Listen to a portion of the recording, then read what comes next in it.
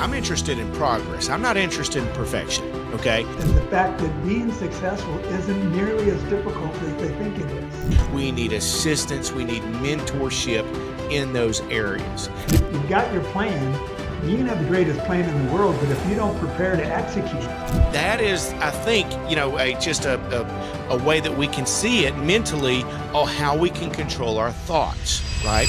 Hey everybody, it's Red Taylor here, and I've got a big old favor to ask of you. If you would, go down and subscribe to the YouTube channel, and also please share this episode with someone that you care about. Man, that would mean the absolute world to me. You never know, it could mean the world to them as well. So thanks a million, and please enjoy the show.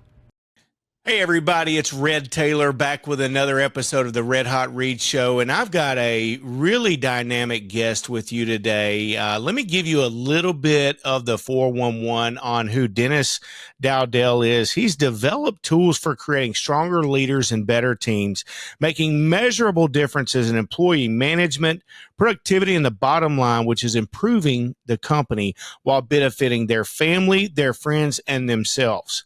A former school bus driver who wanted more out of life, Dennis had a passion to make a difference in the lives of others. And really, that's what all of this boils down to, is folks who align themselves together, who are passionate about making a positive impact in the lives of others. And so we want to go ahead and welcome our guest today, Dennis Dowdell. Dennis, welcome to the Red Hot Read. Man, great to be with you. And what a great podcast you have. And just your whole, drive and desire. I mean, what a great joy to be a part of that. Well, thanks so much. I appreciate the compliment. And let's dive right into it. So from a school bus driver to a professional keynote speaker who has spoke on over 7,000 stages globally and has impacted the transformative growth of over 250,000 individuals.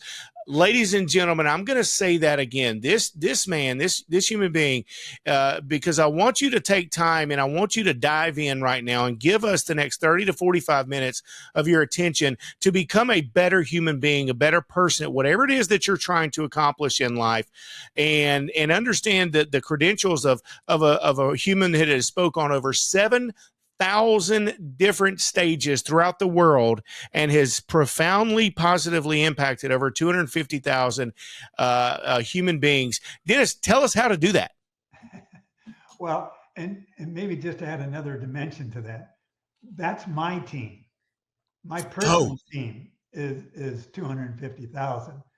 Wow. Basically, there's been millions that I've had the opportunity to share with, and it's just a great joy because what I think so many people just miss is the fact that being successful isn't nearly as difficult as they think it is. You know, if you follow successful principles, you have to become successful. And I think one thing that's very interesting, we all have different definitions of success. Sure. And most people, they want to measure success. So they measure it with position, with the possessions, with power and all that. But my definition of success is a little bit different. My idea of success isn't what I do, but it's what others do as a result of what I do. Yes. And that's part of that foundational principle that I follow in order to be able to create that kind of a team. I learned from the very beginning, very early on, that it's not about me. It's about them. It's about what they do. So my greatest joy, my greatest success is watching them grow from just utilizing the principles. And by the way, they did the work. All I did was provide the tools and the attitude and the mindset, for them to work. And when you implement it, it's like it's an automatic. Yes. Yeah. I can relate to that so much, and so well stated. I used to be in my former life, I used to be a high school and college football coach. And, one of the greatest joys that you get out of that is you go to practice every day and it's hard and it's hot and you got another guy that's you're out there banging on each other and you're running into each other full speed and you're trying to exert your will on each other and you're messing it up and you have to go and do it all over again. And, as a coach, I'm pointing out all the inadequacies, all the mistakes and all of the things that they do wrong. And then on Friday night, in front of all of the people that are out there watching them, they do it right and they experience success.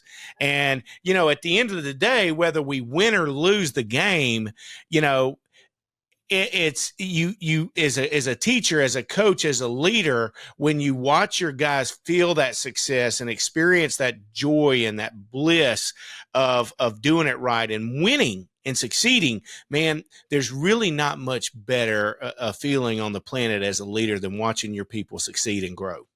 Boy, that's so true, Red, because it's the idea you can give them the tools, but they still have to do something with it. I got to You do can it. tell them what, you can tell them how, you can tell them why, but when they still have to do it, they still have to get it in their own heads to do it. And when they set their mind to make that happen, and follow the plan, Mm. follow the system, you win.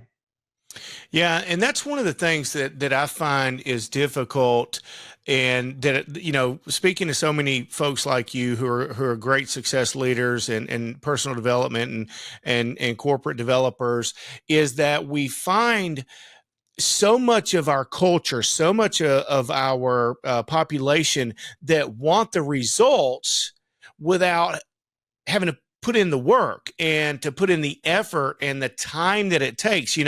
Go back to football, because that's kind of what I know. My son's a baseball player, so I know that as well. And I know business, but I've been doing it for 25 years. But you think about it as a professional. Let's just say Tom Brady, for instance. Okay, let's go Tom Brady on it. Okay, or today's level, let's say Patrick Mahomes, really, really good. Yeah. Okay, and so these guys spend 95. Think about it, Dennis. They spend 95% of their time preparing. Okay. They spend all day long in preparation. They're in meetings. They're watching film. They're taking notes. Then they go from there to the practice field and they practice it. They put it into motion. And then they go back and they get into the weight room and they prepare their body. They go and eat the right foods. And then they go back and they correct and they do it all over again, all for a 3-hour performance on Sunday afternoon. Okay. And so what we're missing, I think, in the professional world, right, in business, is the preparation that it takes, the true work and preparation that it takes to achieve the highest levels of success. Would you agree? Oh, absolutely. I mean, you've got your plan, but you can have the greatest plan in the world, but if you don't prepare to execute, you're in trouble. They say that when preparedness meets opportunity, you have success. And so Yes. when you prepare all week and then opportunity shows up on, Friday night or, Saturday afternoon, boom, it happens. But like you say, 90% of it is before. I mean, I'll do a 30-minute message, but what people don't realize, it'll take me 3 to 5 hours to do that 30-minute Mm, message. And I already know what I want to talk about. right. Right. It's preparing flow, it's preparing words, it's preparing transitions, it's preparing, for the audience and understanding who they are and what are they looking for? What do they need? How can I help? How is this going to make a difference for them? It's going through all those things. And so that's that, and that's that great part of the visualization aspect, where you visualize what you want, to come out of that, visualize how it's going to look. I heard a study one time where it was basketball. Okay, so football, baseball, basketball, right? But they had one group of guys. What they did is they practiced making shots. They Mm, had another same number of guys, and what they did is they sat on site and they just visualized, you know, they and they and the guys who visualized did better than the guys who actually practiced. So, but you need both. But right. that visualization is a part of that preparation. The idea is, you want to finish the game before you start it. You Yes. want to finish the project before you start it. Yes. Finish the day before you start it. And because when you do that, things are going to flow a whole lot better.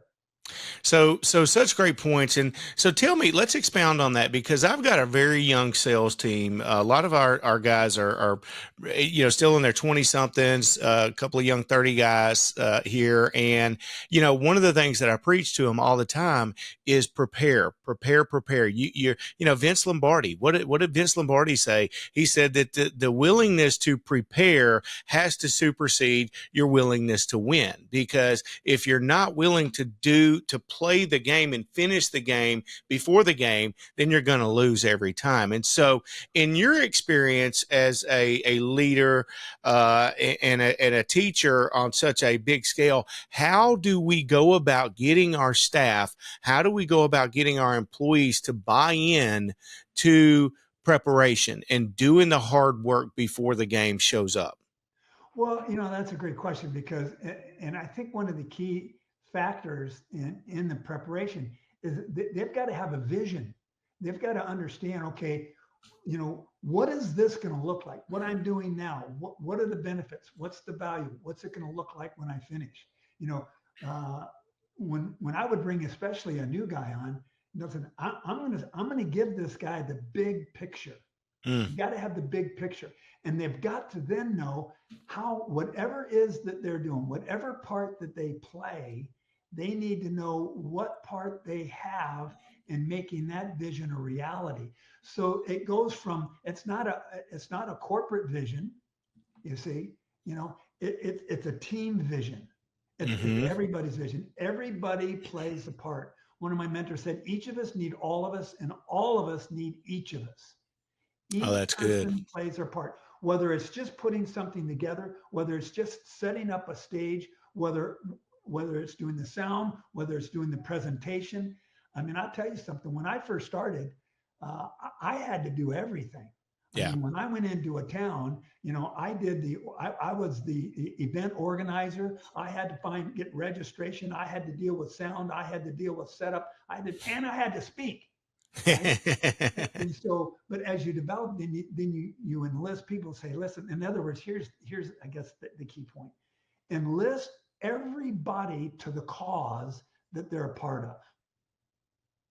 And when they see that I'm a part of something that's bigger than I am, Mm-hmm. then you can get more motivation from them. You get more excited. Why? Because they understand that their part is a significant piece to the puzzle. Can you imagine if you have a great puzzle, but there's one little piece, 1,000 piece puzzle, but there's one piece out of it in the middle? Yep. So Okay. often, so often. And what you said dials right into it so good that each of us need all of us and all of us need each of us. And in every organization, and it doesn't matter what type of organization you have, whether you have my company is an insurance sales and marketing firm, and obviously we're doing production podcast shows and digital marketing now as well, and we're running content, and you could go to a professional basketball organization or what have you, big law firm. Everybody has a role to play.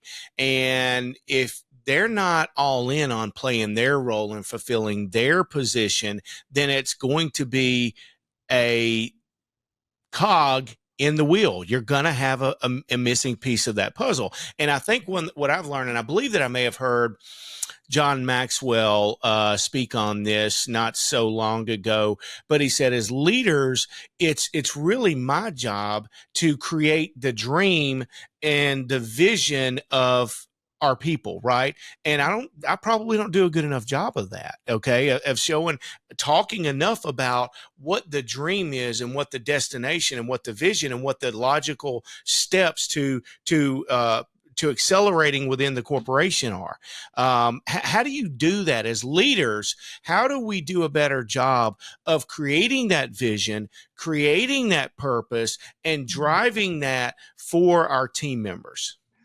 Hey everybody, Red Taylor here, and I wanted to remind you that if at any time you're interested in shopping your health insurance or life insurance rates, my team of experts work for my viewers for free. So reach out to us, click the link in the description at redtailorinsurance.com, and we'll go to work. We'll see if we can save you a ton of money and upgrade your benefits. If we can't, we're going to tell you, hey, stay right where you are. What you have is working, and we're happy for you. If things ever change, let us know. So reach out. We're happy to help.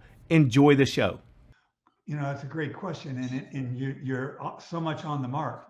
And so what I've done throughout the years is, we have each month, we kind of work on monthly cycles, so they have sales for the month. You've got to wrap up sales because that's how everybody gets paid is based on the month's volume. Sure. But we would have what we call celebrate and fix. At the end of each month, you have a little celebrate and fix. And so we have like an organizational meeting, with our teams. And, eventually I'd have my teams, and then I'd get my leaders to do it with their teams, right? Yeah. But the idea here is say, okay, let's talk about the month. What could you have done better? Now note, not what mistakes did we make, not what went wrong, but what is it that we could have done better? See the Framing. difference? Oh, yeah. It's a huge difference. Huge. Framing. Because a lot of people, they want to point out what's wrong to improve performance, employee performance. Ken Blanchard says, no. He says, catch people doing something right. Yes. And so the idea is Celebrate it. So let's figure out, in other words, the way we figure out what was wrong is what could we have done better? Okay. And then what did we do extremely well? See, and then you really exploit the well part, because when somebody's done something right, then you honor that person, you recognize that person. Listen, people are going to do more for recognition than a paycheck. Oh, yeah. No question. Yeah. And so they get that recognition because they did it right. And now somebody has a visual of how to do something right. When you see a guy make a good block, that's how you block. See, that's how you do that again. That's how you block. Yes. You see, rather than, hey, that you missed up there. So that's a huge deal. But then, okay, so what can we do better? Okay, what did we do extremely well? Let's acknowledge that person. Now, what impact did that make? What were the end results of having done what we've done? So they see the pictures again. And then we would finish every meeting with, gang, this is amazing. This is incredible, but we're just getting started. That was a classic phrase. We're just getting started. And we ain't seen nothing yet. Okay, let's take everything we've learned this month, pour it in the next month, and let's see if we can do just a little bit better. Because that's all we've got to do, just a little bit better. If it's only 1% better, at the end of the year, you've increased more than 12%. Yes. Yeah. That's a great point. Increase is good on any books, right? Yeah, absolutely. And I tell my guys all the time, I'm interested in progress. I'm not interested in perfection. Okay. What can we do more? What can we do better? Ask yourself that question every single day. What can I do more? What can I do better? And expound upon those and chase it. Chase it. Have the courage, have the desire to chase the answer to that question every single day. If you do that day after day, week after week, month after month, year after year, and you're consistent with it, right? Consistency is key. We all know that. All of us guys that have been doing this stuff for a long time, we realize that nothing happens overnight. You got to keep coming in and doing the mundane. You have to do the same thing over and over and over again. And then that is what is going to create the results that we so desire. Switch gears with me, because you've got a book out that's really had some really resounding success out, titled "Maximize You." And being an author of a really successful book, tell us about that. Where did it come from, and what's it all about, Dennis? Well, it's a great question, and I like your approach, Red, because the why something happens is far more than what happens. And if we can always grasp hold of that in our conversations and when we're talking and looking at things, we see what happened, but why did it happen? And interestingly, a great deal of my success has been due to some phenomenal mentors that I've had. And I would just suggest for anybody, I don't care if you're the CEO, the chairman of the board, I know our chairman of the board, has had major mentors. Jim Mm, Rohn was a mentor of mine for 23 years, had a chance to wow. travel the world with him and such. And With the Jim Rohn. yeah, I mean, Wow. brilliant, brilliant guy. And What a blessing. but he said, he said, we millionaires, he said, would put together some gatherings and invite some billionaires to show us how to get it better. You know, that's where you got to look, right? well, You got to keep looking up. your income is the average income of your five closest associates, right? So I mean, you always want to be the dumbest guy in the room. That's what I say. Get in the bigger rooms, get in the better rooms. I'm telling you, and that's one of the things and I'll come back to that. But you said on the mentor front, and I tell you, as someone, and just being authentic with the audience and you as well, that's something that I've struggled with over the years. Being self-employed and running a small business, I've not really had a lot of mentors over the years, and so.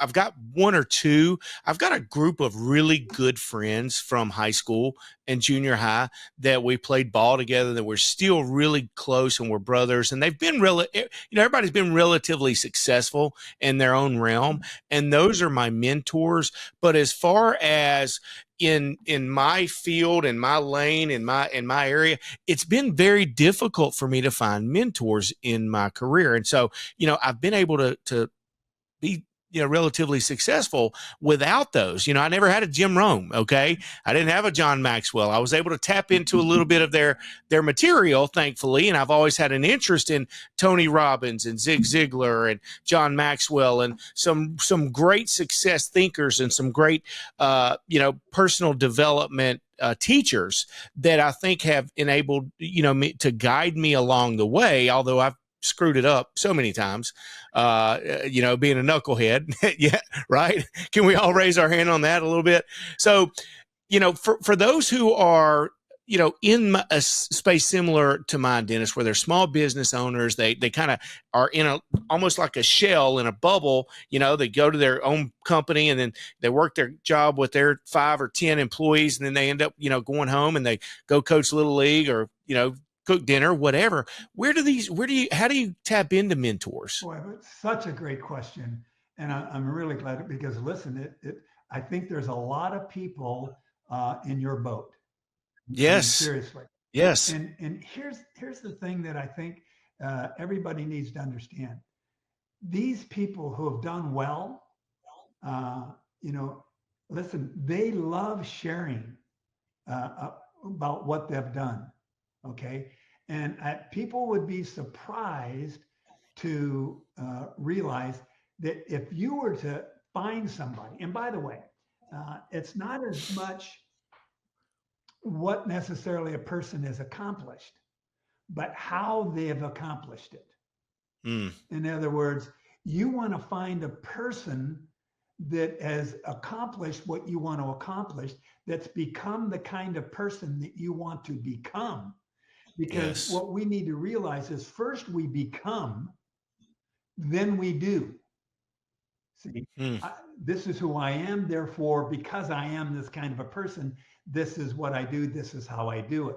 So it's at first it's my being, then it's my doing. We're human beings, not doing, but beings mm-hmm. do. And so I want to become, and that determines what I do. What I do, okay, then will determine who I get to help. You see, and so I think that's real important. But people would be more than happy to share. So find that kind of a person, the person who Yeah. has the character that you want, who's accomplished what it is that you want to accomplish. Yes. That's vital. And if you were to spend time with them, go to their seminars, read their books, whatever the case is, and then if you were to connect with them, contact them, maybe go to one of their seminars and talk to them. I mean, and you say, hey, listen, I've spent some time at your seminars. I've read your book. I've done this. I just so admire not just what you've done, but how you've done it, this type of thing. Uh, would it be possible for me to buy you lunch? Yeah. Yeah. And then in that kind of conversation, you just go, hey, could I just have a little time with you? Hey, could I just drop you a note just once in a while? You see, and I tell you something. I mean, and by the way, and I mean, you were a coach, right? Now, coach is more on the how, more of the what, the techniques and, Yes. and that type of thing. But a mentor is more in the being, in the person, in the process, kind of a thing. Mm-hmm. But they will. I mean, you'd be amazed. I mean, I have a trainer for the gym. Okay, everybody Mm-hmm. understands that. A lot of people have life coaches. Oh, they understand that. But do you have a financial coach? Do you have a spiritual coach? Do you have somebody who helps you with your people skills? I mean, who are we have a business coach, a financial coach, a training coach. So, a mentor. These people are valuable because mostly what they're going to put into your mind is help you create is a mindset, a way of thinking. See, because when you develop the right philosophy, then it's amazing what happens. And I mean, that's how spent time with Jim Rohn. That's how I spent time with a guy named Bob Beal, who is an executive mentor for Fortune 500, 100 senior executives. And, and I mean, it may cost you, but I tell you something, the value that you get from it. Well, yeah, what you're saying there is so impactful, and that's something that I have actually been able to tap into a little bit recently over the last year and a half, is the omnipresence of social media. Okay, because what I have found, as you stated, is that success leaves clues, and those who are successful, more times than not, are very willing to share their story, because folks that are successful are usually people who are impactful. They want to help others because, like you said earlier, there's a lot of different definitions of success. And I don't believe that success is a road that we can ever get to the end of, right? It's not an end that can be reached. Okay. It's not, success to me is not a destination. I'm never going to get there, put the truck in park, turn the keys off, stand up and say, hey, I made it, successful here. No. That road is always under construction. There is always another mile to travel along the road of success. And so what I've been able to do some, like I said, over the last couple of years, is find those on, say, Instagram or Facebook or even TikTok, and watch some of their content, look at some of their accomplishments, right? Mm-hmm. See some of their being, their character, their integrity, hear a little bit of their content of who they are, learn who they are, and, slide up and say, hey, Dennis, man, I'm really impressed with you. I'm impressed with your content. Would you be willing to get on a call with me? How much would an hour of your time cost? Literally, how much would an hour of your time cost? And, I've had a couple of guys that have said yes on that. Reaching out to folks to be on the podcast, on the show, like yourself. You and I don't know each other, but we obviously have a lot in common, and we have a bond in that I know that Dennis Dowdell wants to make a positive impact on humanity, and he's done that. And I believe that you feel and know the same about me, and therefore it's a mutual respect that we have on each other to be able to have these conversations and authentically, openly, and willingly share whatever our secrets or screw ups or good stuff and bad stuff is, to be able to give to anyone who's going to be able to watch this show today. Wanted to touch on something that you mentioned earlier about mindset. I'm a huge mindset guy. I believe that our mental acuity, how we think. Well, the scripture says, as a man thinketh, so is he, right? And so every great action, every great accomplishment began merely as a thought.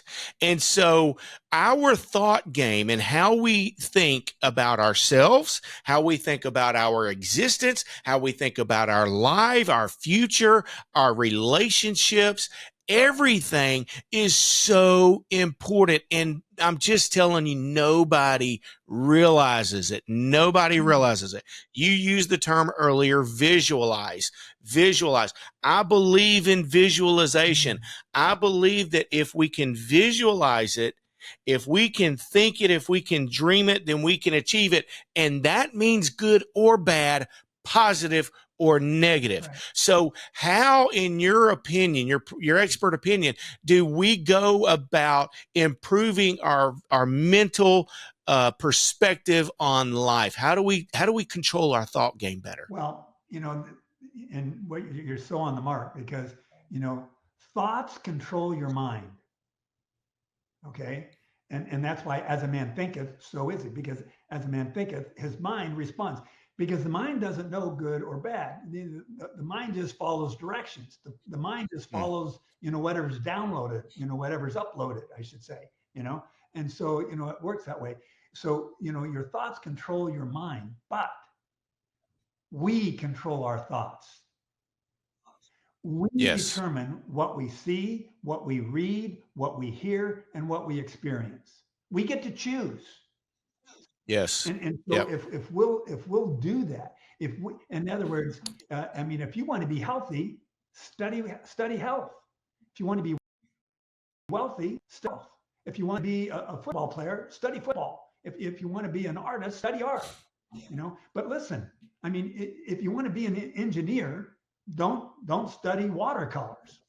I mean, so we get to choose. That sounds that sounds kind of easy, right? But so many people don't interpersonalize it in a way that it is advantageous to them. You just that reminded me of something that Tony Robbins he called it, I think, in his book Unlimited Power, which I read when I was like 19 years old. I don't know how God put that Oh book in yeah. front of me, but it really helped to change my life at such a young age. But I remember he called it neuro linguistic programming. Yeah. And Okay. this was the manner by which we tell our mind what our existence truly is. Okay.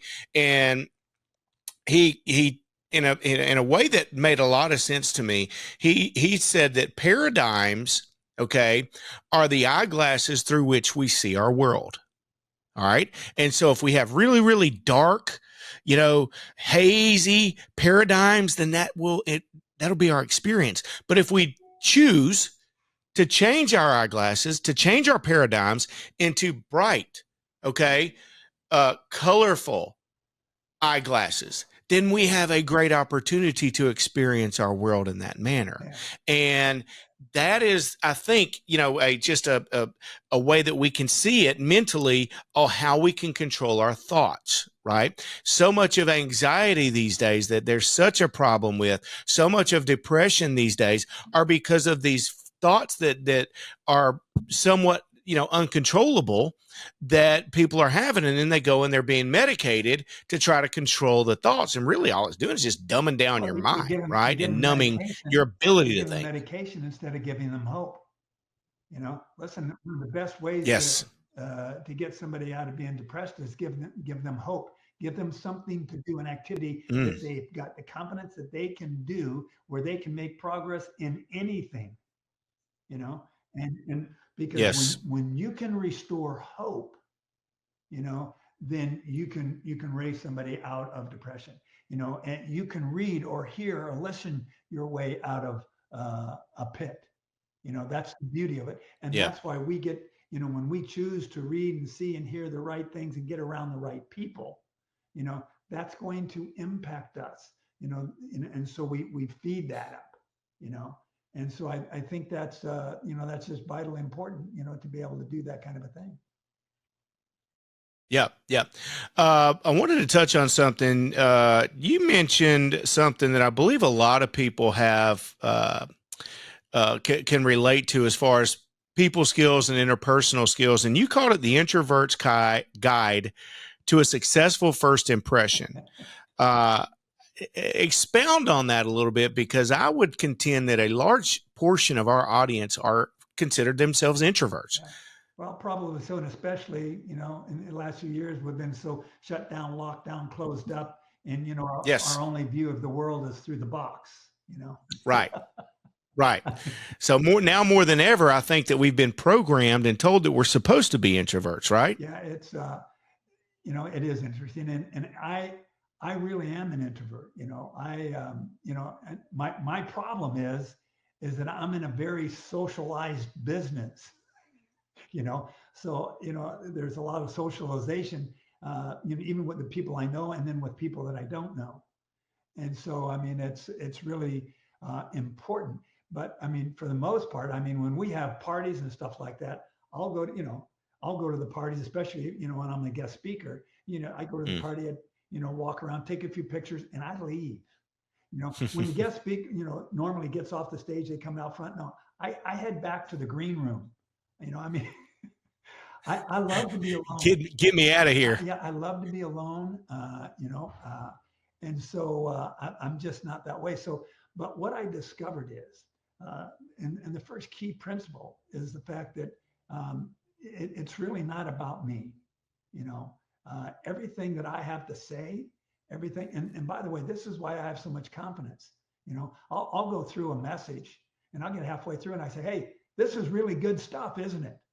And the crowd kind of goes, well, that seems kind of counter character that I've been listening to. You know, I said, this is really good stuff, right? And everybody goes, yeah, yeah, yeah. And I said, so take a note. Only copy the good stuff. I said, Yeah. listen, I said, very few things you're hearing today is from me. I've stole everything. Listen, when you're in school, you get punished for stealing things. But when you're in the business world, it's an honor when you take somebody's material and use their name and their material in your message. That says Yes. their message, their point had value. Yes. And so I said, only copy the good stuff. But I mean, so it's that aspect. So I started thinking, I said, okay, well, if in applying that, if listen, when people are in a social situation or even in a business situation, they want to make sure that they're interesting. Okay, they want to Hmm. be an interesting person. They want to say the right thing, do the right thing, make sure their hair's done and they're clothed, they're dressed right, and they want to make that impression, right? um, but here's the thing: when you're thinking about all those things, guess what you're thinking about? You, Yourself. Yourself. self. See, and so what I learned, I said, well, one of my mentors, he said, Denny, from the very beginning, he said, Denny, collect questions. Learn to Mm. collect questions. When you hear a good question, write it down. And Mm. so, and then I realized, well, if I don't want to talk, yeah, all I've got to do is ask some questions about them, their interest, and who they are and that type of thing. And then listen, the thing when you ask somebody about them, they've got all the confidence in the world because that's one thing they know about. If you ask them about certain aspects, even of their own business, they may not know everything. And so, they're, well, but if you ask them about them, they know about that. See, Yeah. so, and as an example, a lot of times people, they meet somebody, say, oh, hi, how you doing? And so where are you from? Chicago. And then what? Oh, well, so I never ask somebody where they're from. When I meet somebody, I say, hey, so I said, well, how did you end up here? What Good. what brought you to this area? There's a Hmm. whole story that brought them to this area. Life Change, a unfolds. job change, a Yeah. marriage, who knows? See, but there's a story behind that. And they know that story. There's emotion in that story, right? And so when you pour all your interest into other people, you see, it's all the difference in the world. So Second good. most popular question probably people ask is, so what do you do for a living, right? I'm an engineer. Done. Yeah, so I never asked that question. And so rather than ask what do you do for a living, I ask what do you live to do. Mm. But guess what? So Because good. everybody has a little passion about something. It may be art, it may be their kids, who knows? But they love to talk about it. You see, Yes. so when you Yes. can ask some uh, open-ended questions about them, their interest, and how things happen. How did you come to get this position? You know, how did you find yourself in this field? Those type of things. I can ask 2 or 3 questions, and I can walk away. The feedback I get from people says, you know, Denny, he's the most interesting guy. I haven't said a thing. Yeah, yeah. So good. So good. And I want to rephrase those. I'm going to tell you a story because I can relate to that. It is so the two questions that Denny just mentioned right then, that upon first impression that you can ask to make a lasting impression, is what brought you here? Okay. And then what was the second one? What do you do with meaning? What do you live to do? What do you live to do? Not what's your job, but what do you live to do? So those are two really good questions, and I can relate to that so much. In fact, I had a colleague come into town about a week and a half ago, and we went out and played a round of golf. And we hadn't, he's just a colleague. We didn't have a real personal relationship, but we kind of had to go and do spend some time together, and my whole goal is to find out all I can about this human being and to just pour into him. And we get to about hole 16, hole 17. We've been riding in the cart all day, and he's like, "Red, brother, I've been talking all day long. Man, I don't even know what's going on. I don't even know anything about you. You married? You got kids? What's the whole deal?" And I said, "Reggie, that's exactly the way I wanted it, man. I wanted to hear everything that I could about your life today, and let you know that that's how I am. I'm interested in you, and I pour into you."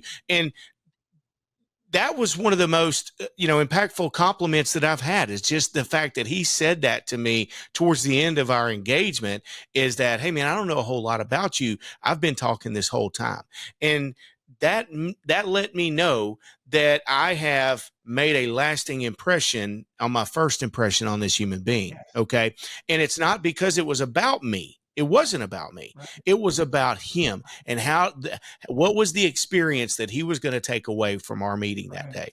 And hopefully, and I think really resoundingly, it's going to be a positive experience. absolutely. um, you know, Looking at another thing that I wanted to talk to you about, because I think that this is something that so many people have difficulties with. I know that I have difficulties with it, and it's balance. Okay, how do we go about balancing our professional life, our family life, our friends, our relationships, our financial life, our spirituality? What is the key? What is the secret to balance in life? Well, you hit a key point because, a lot of people, well, even from the very beginning of our call here today, we talked about plan and preparedness.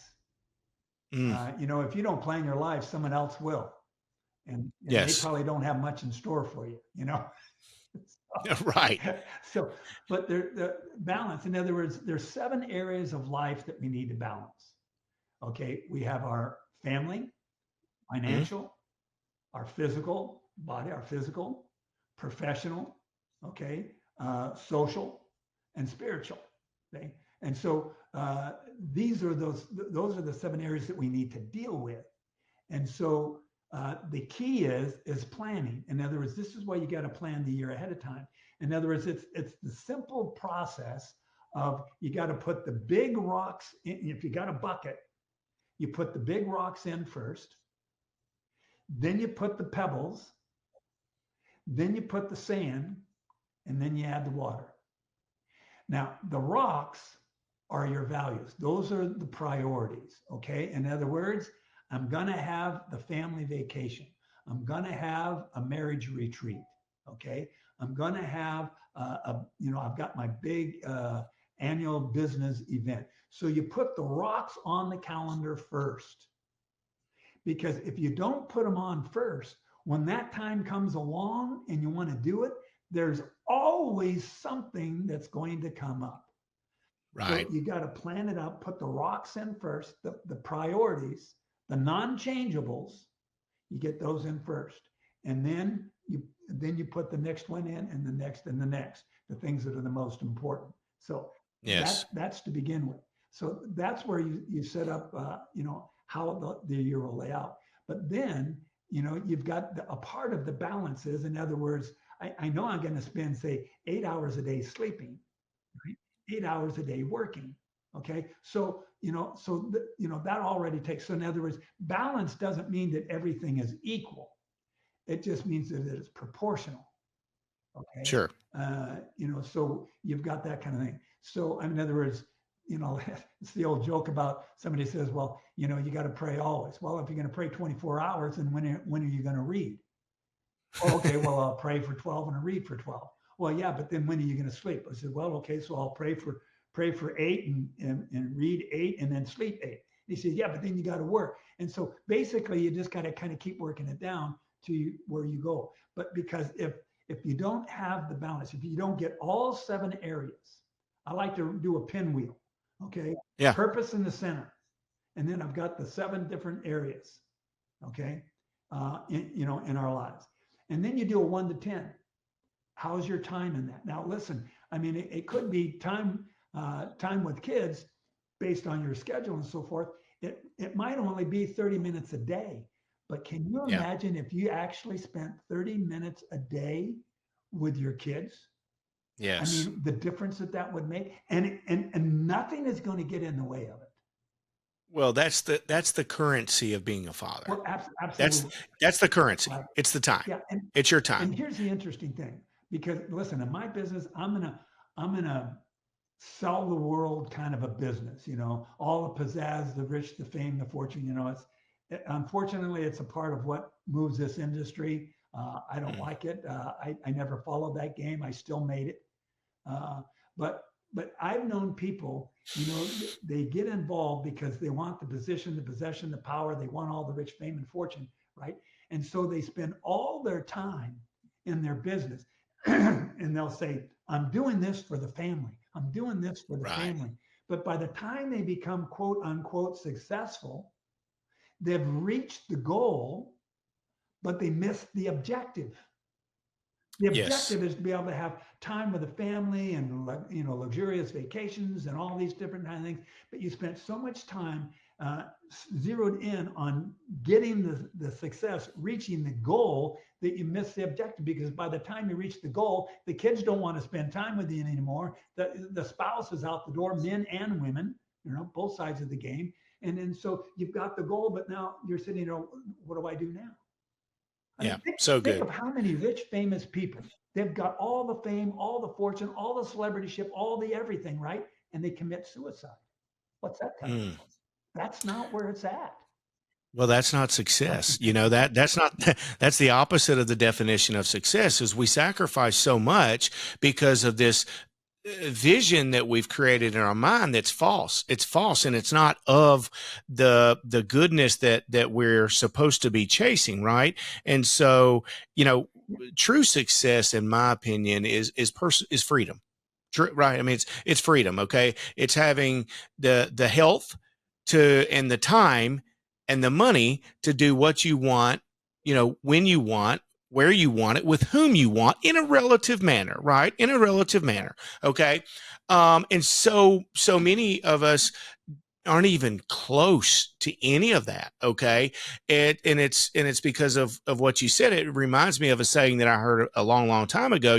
We go and we grind, we work so hard, we spend all of our time trying to create this imaginary life that's going to be there for us in the future that is is completely uncertain for all these folks that we love so much, right? Me, okay, and all of these accolades that we desire and all this money and all this stuff that we sacrifice the people that really matter in our health and our spirituality and our relationships. And then at the end of it, like you said, you're not able to take withdrawals. We can't take emotional withdrawals out of an emotional bank account It's in, from which we didn't make deposits. Okay. here's the classic illustration of that. It's like the guy will pour it on, work the 10, 12, 14, 16-hour days, 6, 7 days a week, and they go all this stuff. And So they destroy their health to make their fortune, and then they spend their fortune to try to fix their health. Right. Yep. That's it. But and just in this line of success, I've told my team, okay, and all the other people, but I've told my team, I just tell them flat out, guys, if success is your goal, find a new one. Mm. In the traditional sense of what people position, Yeah. possession, and power, that kind of thing, the rich, fame, and fortune kind of thing. I said, success isn't what you do; it's what others do as a result of what you do. So that, So in other good. words, we go from survival, and when we're in survival, guess who we think about all the time? Me, my Self. problems, my bills, my issues, right? But we need to go from survival to servant. Now, a lot of people say, wait a Mm. minute. No, no, no. I don't want to be a servant. I mean, I want to have a servant. And I said, no, no, no. A servant, let me give you a definition. A servant is someone who gets excited about helping other people reach their goals and dreams. So that's what you want to do. Zig Ziglar says if you help enough people get what they want, you get everything that you want. So you want to Yes. become So a true. servant. And if you're a servant, I like to say he who serves the many earns the money and a reputation. So Mm. when you're a powerful, effective servant, success is automatic. You don't have to think about it. But here you've got to redefine your understanding of success. Success is not a goal, it's a tool. It's a tool. It's a tool that creates your credibility, that gives you opens up more doors for you to make a bigger difference, because the goal is not success. The goal is significance.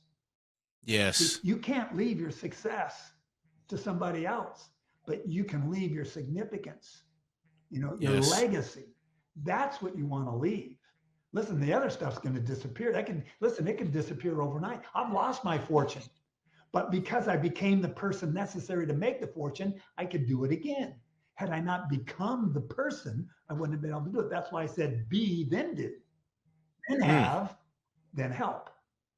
See, and so that's been my process. So the idea is let's understand what real success is, and when you understand that, and when you understand, you just are able to help other people with what I take all my knowledge, skills, and abilities that I have. A lot of people think that's to make me look good. No, it's not about you. All the knowledge, skills, and abilities that you have are given to you. They're gifts given to you that you've created, through God, who allow you to make a bigger difference on other people.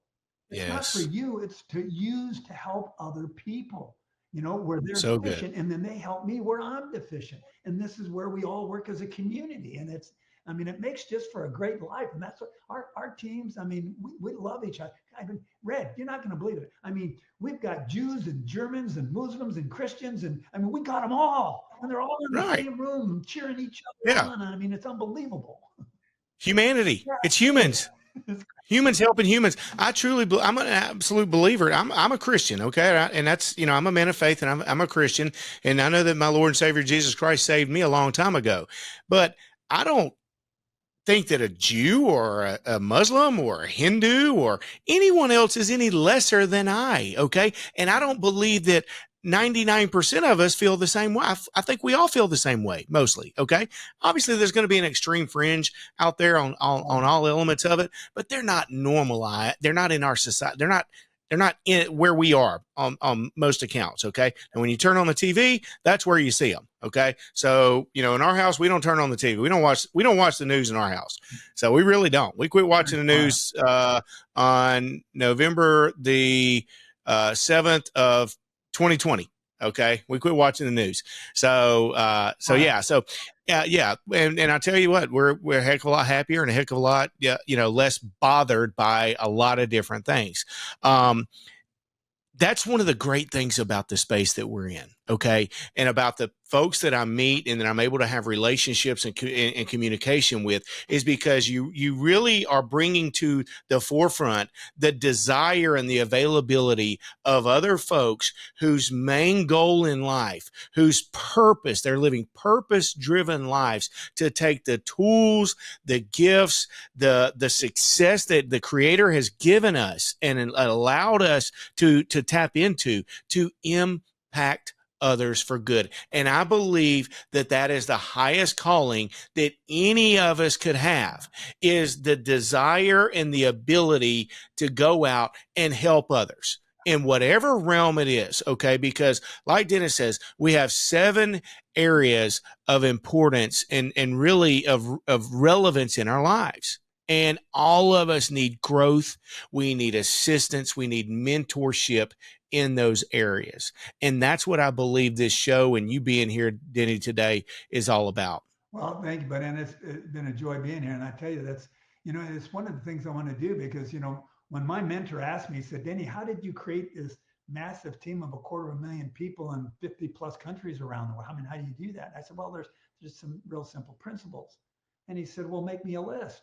And I said, oh, all right. So, I mean, I jotted down and I ended up coming up with 50, 60 different things and kind of boiled it down to about 45 and I sent it to him as he asked me to. So I said, "Hey, here's the list you asked for."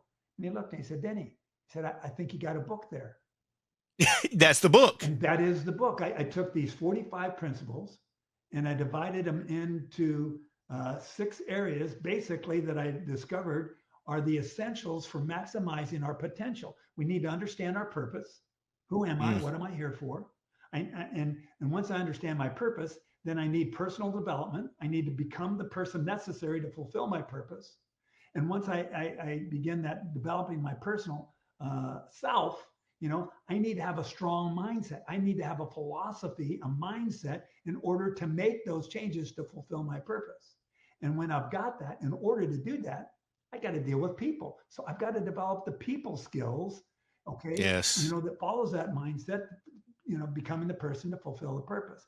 Once I've developed those people skills, now I need to lead others in order to, you know, make a difference for other people. Again, because again, it's not for me. I'm doing those things so that I can make a greater impact, leave a greater legacy, and then you just need to keep it in balance. So that's the essence of the book. The principles are divided on, they're the principles under each of those segments. So now, I mean, the book is great, but what I'm really excited about now is getting out to speak with audiences and even do conferences, where they can really grasp a hold of, and my goal, and it's been my goal for 44 years as I've gone and done these trainings, I want to make sure that anytime I give a message or do a conference, that the person who walks out of there with the ability to immediately apply some of these Good. principles so they begin immediately seeing a change in their life. Yes. You know, Yes. Actionable principles that they can absolutely. immediately apply to see in immediate changes in their Yeah. life. So Let me good. give you one principle that I love, and it's everybody can apply, and it's a quickie. All right. Okay. And so I tell this people, because guess who needs encouragement? Everybody. Yes. Everybody. Everybody. I talk to the top 1%ers and I say, how many of you guys have been encouraged too much lately? I've never had anybody raise their hand. You're not raising hands on that, are they? So I said, everybody needs encouragement, but a lot of people don't know how. And I said, so here's a simple way that you can encourage just about everybody. Instead of saying should, use could. Replace all shoulds with could. Oh, you should take that class. No, but you could take that class. Hey, you should start working out. Hey, you could start working out. Hey, you Mm. should get in shape. No, you could get in shape. Hey, you should be healthy. No, you could get healthy, because when you say should, guess what people say? Yeah, why should I? Put the brakes up. Who are you to tell me? Offense. Right, Offended. right. But when you say, you could do this, you could make that happen, you could accomplish more than you think you can. See, when you say you could, then people want to, what's the response to that? Really? How? Hmm. One Yeah. says stop, the other says how. Yeah. See, how Yeah. can I? Now you have open ears, the other you have closed ears. And so Yes. just replace all shoulds with could and see Yeah. what that does for you. Well, and I'll expound on that. One of the things that I love to do, I love telling people how good they look. Okay. I'm like, babe, your dress looks great today. My wife, to this day, she loves it when I say that to her. Okay. If you see somebody in the Publix, in the grocery store, I love your shirt. I love those shoes. Man, where'd you get that jacket? That's a good looking jacket. And I mean, I've never had a bad response to that ever. It is an absolute 1000% positive response generator.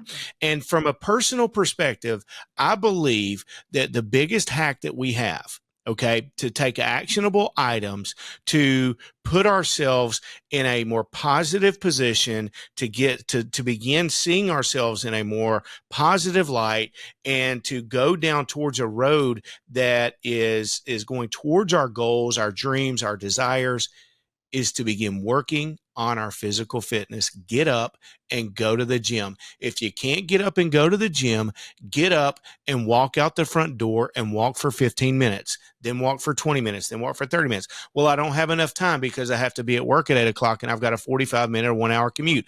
Well, it's not hard to get up early in the morning when you go to bed early at night.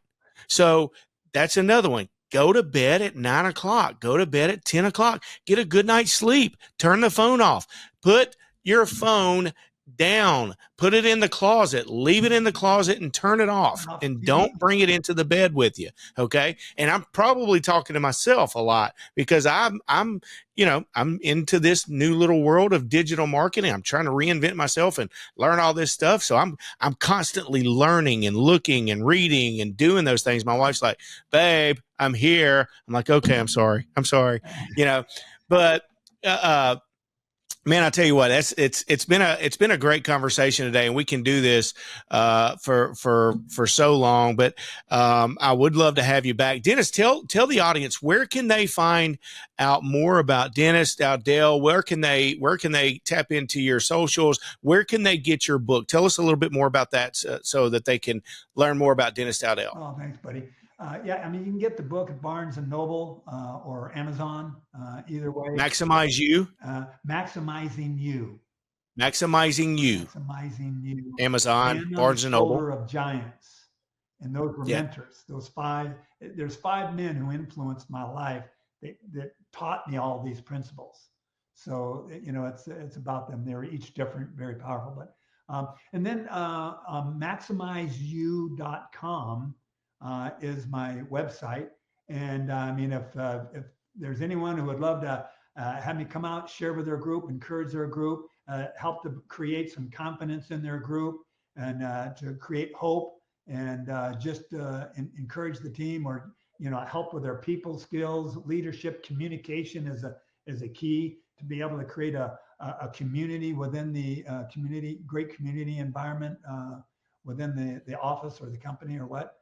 Develop teams, leadership. I love. I mean, I love going out and sharing. Really, in all of these things, it really just boils down to helping people to make sense out of life.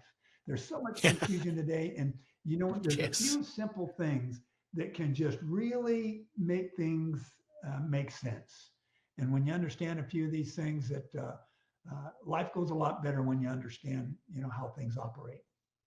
Amen to that. Amen to that. Well, Dennis, we appreciate you. I'm thankful and grateful that you took time out of your busy schedule to be on the Red Hot Read, and we hope to have you back again real soon. Yeah, that'd be great. I'd love to. Thanks so much for your time. Thanks for all you're doing, Red. I mean, this is powerful. Just another means to reach out and help people realize that they can make a difference. They really Mm. can. It's not nearly as hard a thing. Thanks for everything that you're doing, buddy.